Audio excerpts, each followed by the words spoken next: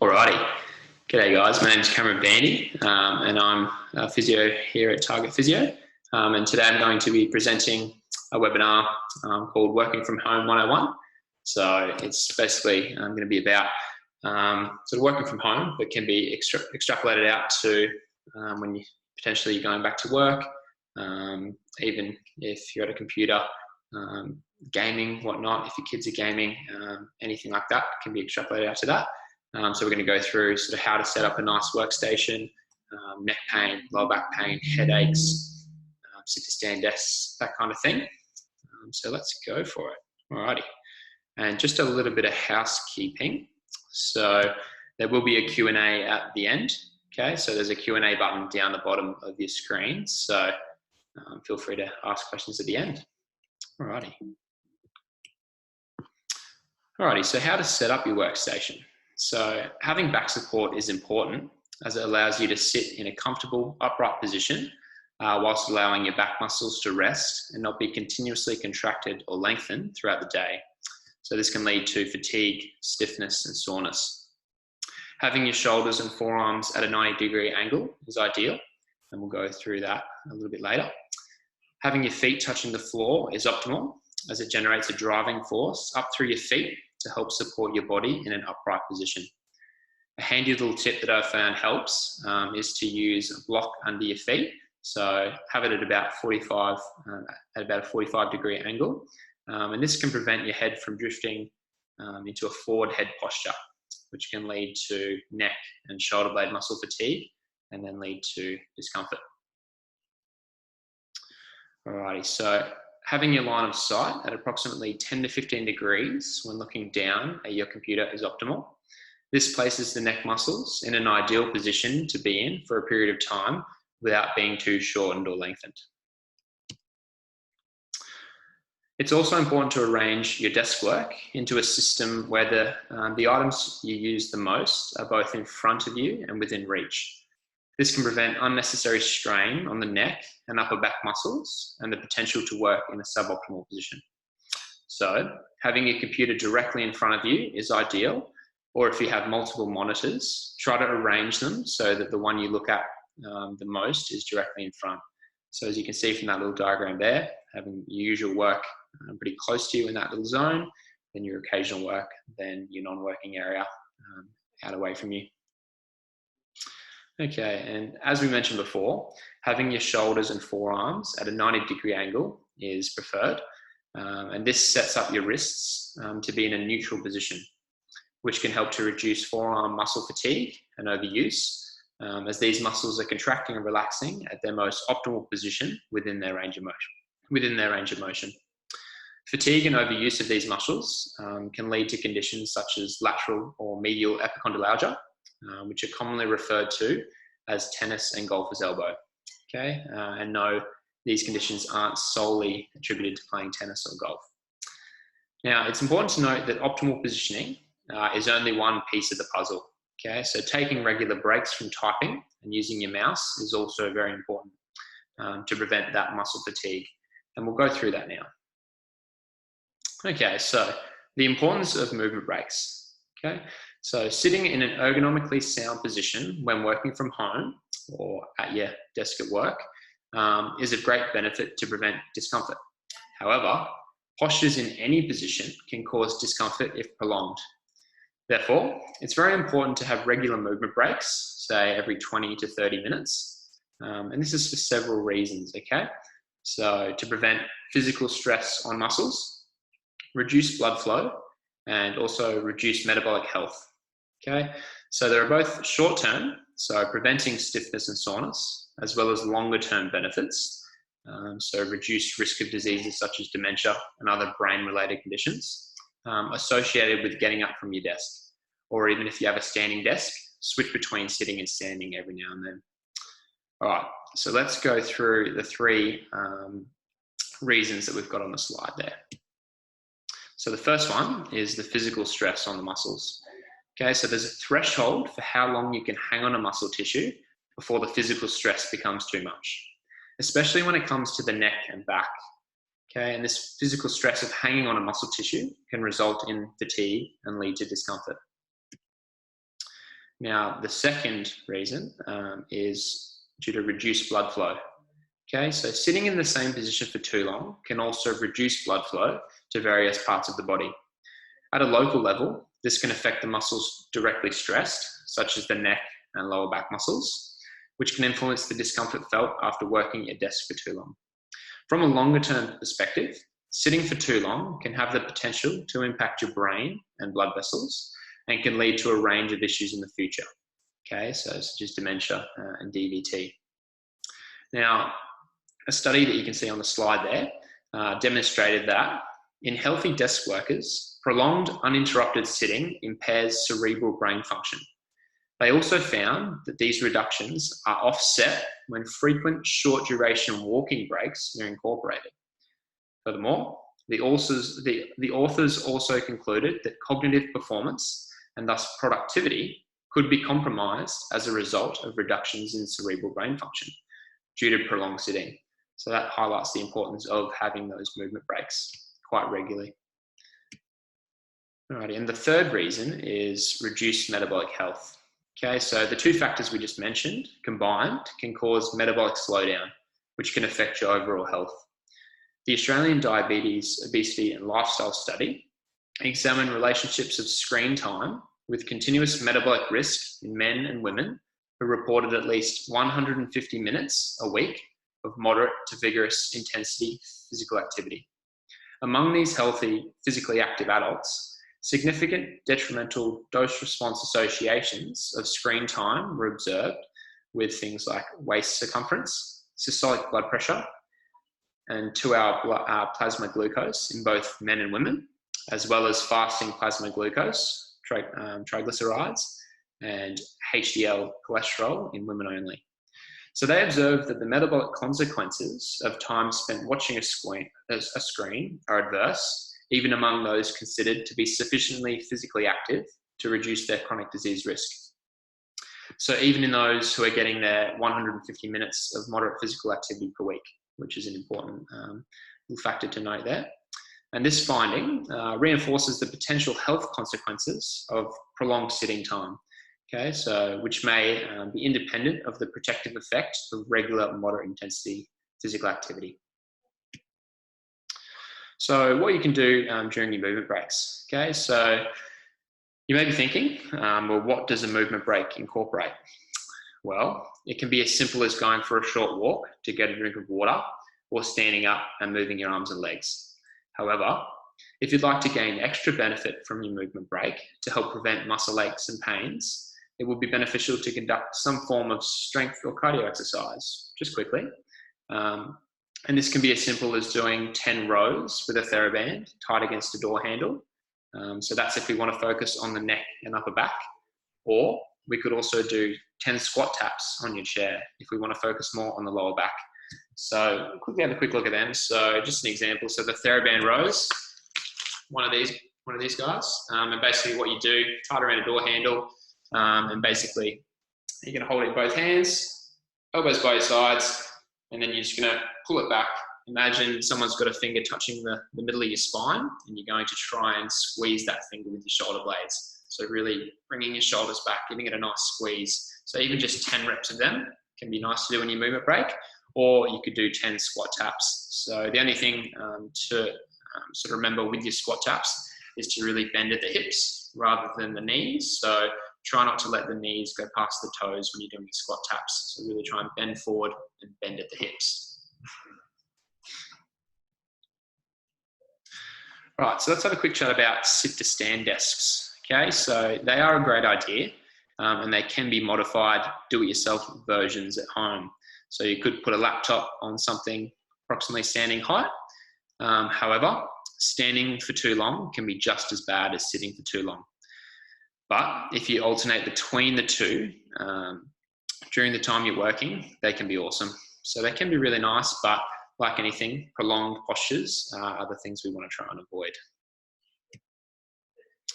All right, so let's go through work-related neck pain. Okay, so it's commonly associated with desk and computer work.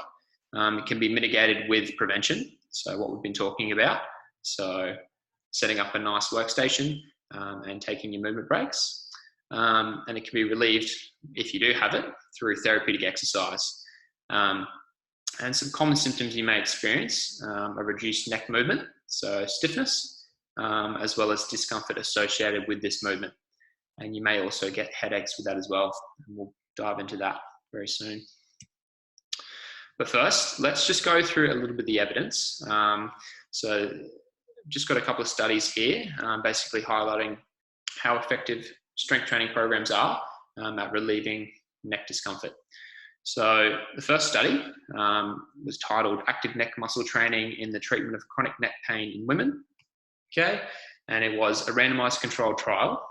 So this is basically a study in which people are allocated at random to receive one of several clinical interventions. So usually you'll get a group of people getting the intervention and then a control group that don't receive any intervention.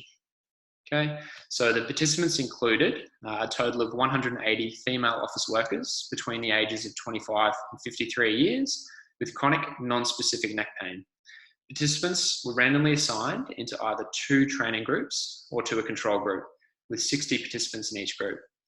The endurance training group performed dynamic neck exercises, which included lifting the head up from supine and prone positions, so supine on your back, prone on your belly. The strength training group performed high-intensity isometric neck strengthening and stabilization exercises with an elastic band, so similar to your TheraBand there. Both training groups performed dynamic exercises for the shoulders and upper extremities with dumbbells. And all groups were advised to do aerobic and stretching exercises regularly 3 times a week. Now, at the 12-month follow-up visit, both neck pain and disability had decreased in both training groups compared with the control group. So they found that both strength and endurance training for 12 months were effective methods for decreasing pain and disability in women with chronic non-specific neck pain. Now, stretching and fitness training are commonly advised for patients with chronic neck pain, but the stretching and the aerobic exercising alone proved to be a much less effective form of training than the strength training. So just highlighting how important that strength training can be if you do have neck pain. Now, the second study was another randomized controlled trial. The participants included a total of 447 office workers with and without neck and or shoulder pain, and they were randomly allocated to one of 4 groups, okay? So there was a group that conducted one lot of 60 minutes of training per week, so they did one lot of a 60-minute session. The second group did 3 lots of 20-minute sessions, okay, per week. The third group did 9 lots of 7-minute training sessions per week. And this training was supervised high-intensity strength training, and they did this for a total of 20 weeks. And the fourth group was a control group without training. So the analysis showed reduced neck and shoulder pain in the training groups after 20 weeks compared with the control group. Now, among those with pain more than a 3 out of 10 at baseline, all 3 training groups achieved significant reduction in neck pain compared with the control group. 1 hour of specific strength training effectively reduced neck and shoulder pain in office workers. Okay, so although the 3 contrasting training groups showed no statistical differences in neck pain reduction, only the 1 times 60-minute session group and the 3 lots of 20-minute session group reduced an outcome measure called the DASH, and this is just an outcome measure used to assess neck discomfort. So the study suggests some flexibility regarding time-wise distribution when implementing specific strength training at the workplace. However, the longer sessions of at least 20 minutes proved to be optimal, so getting a bit longer sessions in there. But it's nice to know that just an hour of training per week can give you those nice results in terms of relieving your neck pain. Alrighty, so speaking of exercise to relieve neck pain, let's go through a few. So what I recommend first is to screen to see which movements are provocative. So is it bending? Is it extending? Is it rotating? And then you can try some of these exercises, okay? So just a quick disclaimer, these exercises are a good starting point. Consulting your physio to develop a program based on your body and needs is ideal. But yeah, like I said, these are a really good starting point. And also, just a quick little pointer, many of the neck muscles attach onto the shoulder blade. Okay, so therefore performing exercises that move the arms through their range of motion will activate and target the neck muscles as well. Alrighty, so let's go through a couple of them. So we've got, firstly, we've got a single leg, single arm shoulder press. So basically what you do there, a nice one you can do, standing up, standing on one leg. So if you're standing on your left leg, you're gonna have your right hand holding a weight. Now it could be a water bottle, a dumbbell if you have one, a brick, whatever you have at home. And then you're gonna try and keep your balance, stand on that one leg and see if you can perform the movement and if you're getting any of that neck pain. If you do and it's manageable, keep doing the exercise, see how it feels, and try and do it for a couple of days. Now, I will mention quickly that I have also done a bit of a series on our Facebook page, the Target Physio Facebook page, going through each of these different exercises, as well as the ones that we'll go through with the lower back pain further on in the webinar, really going through each exercise and talking about what you should be looking for. So feel free to check them out as well, but we will briefly touch on them now. So the next exercise is a chin tuck with rotations. So basically what you're going to do is you're going to tuck your chin in to give yourself a bit of a double chin. So not bending your head down, but just tucking your chin in like that. So once you've done that, just slightly, it's not going to be a hard movement. Tuck it in slightly, and then you're just going to perform gentle rotations. Okay, so that's another one to check, see how it feels, and then perform it for a few days, see how that goes. Reassess how those initial screening movements went. The next one is wall angels. So basically what you're going to do is you're going to go up to a wall, you're going to stand about a foot, foot and a half away from the wall. You're going to see if you can get your elbows and your hands touching the wall. Okay, so that's the test to see if you're able to get your elbows and hands touching. It can actually be quite difficult. And then what you're going to do is you're just going to imagine you're making an angel in the snow, hence the name. Okay, so it should feel quite you should feel your back muscles activating. But yeah, the key thing to look for is, can you get your hands and your elbows touching? And if you can't, practice it. Even if it's just your elbows, practice the movement. Do it for a couple of days. See if you can eventually get your elbows and your hands touching. And the third one is just single arm dumbbell rows. So if you have a dumbbell, see if you can go a little bit heavier. But if you don't have a dumbbell, using a water bottle or filling a bag with a few water bottles to make it a bit heavier can be good. And just what you want to do is you just want to have one knee, one hand on the edge of a bed or a bench. And then you're basically just going to bring the weight up, tuck your elbow into your side, and you want to feel this muscle in here working. So you're really trying to squeeze it up. It's not just an arm bicep movement. It's really trying to retract that shoulder, get a nice squeeze in those back muscles. So give them a go if you've got any neck pain, and see how they go. Alrighty, so headaches when working. So let's go through them. So headaches can be a pain in the neck, literally. Okay, so what are they? So they're headaches you experience in combination with your neck discomfort. So the discomfort location is important when diagnosing cervicogenic headaches, as discomfort on one side of the neck will only refer onto that side of the head. So let's go into some more specifics. So follow me through this. We'll go through it. So what are they? So they are where you experience discomfort in the structures of the upper neck, and this can lead to referred pain to the head or the face or the eye regions on one side. Okay, so you may be asking, but how does this happen?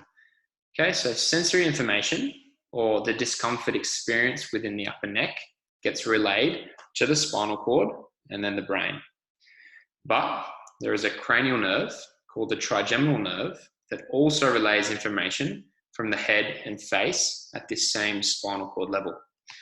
So the signal from the neck, so the neck discomfort, travels to the somatosensory cortex of the brain. So this is the part of the brain that has to figure out the source of the stimulus, so the source of that neck, that discomfort felt. But in this case, the brain makes a projection error and decides that the stimulus must be coming from the face rather than the upper neck. So the brain projects pain up into the face area where you may be experiencing your headache symptoms on the one side. And so this is why you may be experiencing headaches when you're also experiencing neck pain. But it is important to undergo a thorough examination by a physio to exclude other types of headaches and conditions. All right, so what helps relieve cervicogenic headaches? So if you do have one, what helps relieve them? So basically manual therapy from a physiotherapist can be really nice short-term management to help try and relieve it there on the day. Using the exercises we mentioned to target the neck discomfort can therefore help the headaches, because obviously treating the cause can help relieve the symptoms of the cause. And basically, let's just quickly go through a specific exercise that you can try at home that's really nice at trying to target that cervicogenic headache. So we're going to combine two of the things that we've already mentioned. So that chin tuck component, so that making the double chin, and then basically you're going to perform that wall angel that we went through. So that's a really nice exercise just to essentially get the deep muscles in your neck, so the ones that are higher up in your neck working, as well as getting your shoulder blade moving, and then therefore getting the rest of your neck moving as well. So give that one a try. That's a really nice one to target them. All right, so let's talk about work-related lower back pain. Okay, so it's commonly associated with desk or computer work, especially if it's prolonged, and it's mitigated with prevention, so everything that we've discussed, and it can be relieved through targeted therapeutic exercise. All right, so let's talk about a few categories. Basically, lower back pain isn't limited to these three categories, but these are some you may find yourself in. So basically what we've got is we've got the discomfort when sitting, we've got discomfort when standing, or we've got discomfort when you get up from sitting. So if you relate to one of these categories, let's have a bit of a look at what we can do for each of them. All right, so the first category, discomfort from sitting. So the first exercise we can try for this is an overhead squat. So this accentuates the activation of your extensor chain, okay? So the muscles on the back of your body. So the exercise aims to see if you're able to lower yourself down whilst maintaining your arms above your head, okay? You will feel it in your back, but this is a good thing. And if you struggle to keep your arms above your head, then I want you to practice it, as it may mean that you are lacking movement through this region. So that's a really nice one to try. The second one, so if you get discomfort from standing, a nice exercise to try is a single knee to chest in standing. And it's a good way to see if you have the movement required to flex your knee to your chest. It may mean that you're standing in more of an anteriorly tilted pelvic position, and this can place a bit of extra stress on your lower back. And if you struggle to perform the movement in standing, I want you to practice it in sitting, or also you could try it laying down on your back as well. And the third one is if you get discomfort when standing from sitting after a period of time. So what we want to try and find here is your sitting threshold. So if you get pain when you stand up from sitting, you've been sitting for too long. So try to find your sitting threshold by shortening the number of minutes in between each time you stand up. So see how long you can sit down before you get pain when standing up. And also use this to help gauge how long you can sit for before taking a movement break.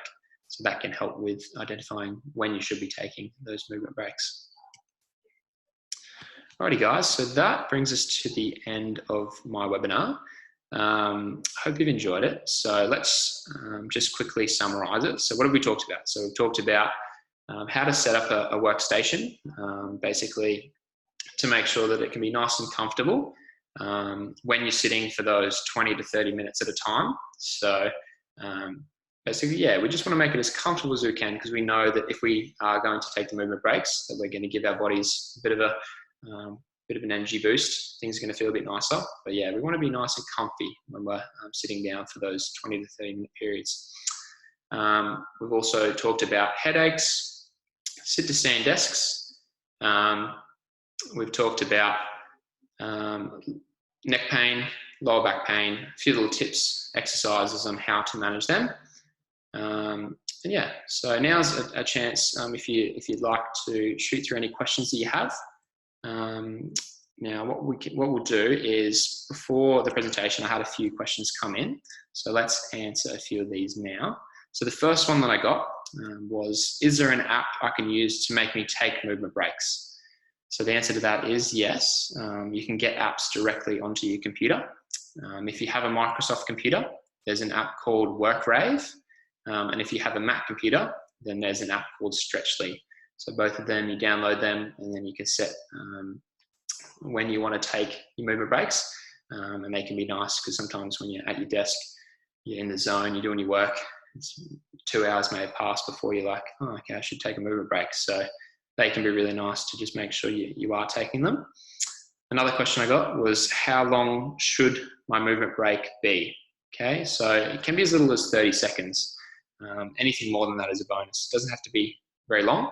It can be a really short movement break, but it is important to take them.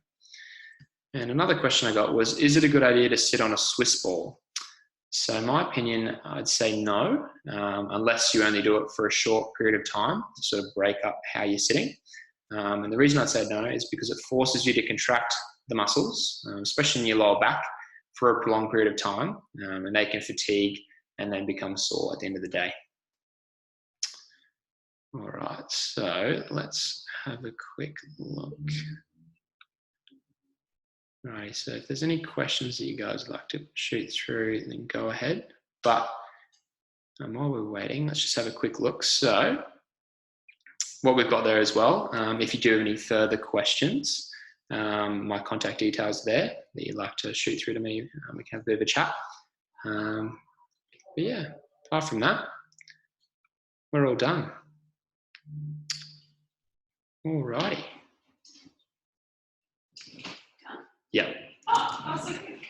Thanks for listening, guys. Catch you guys later.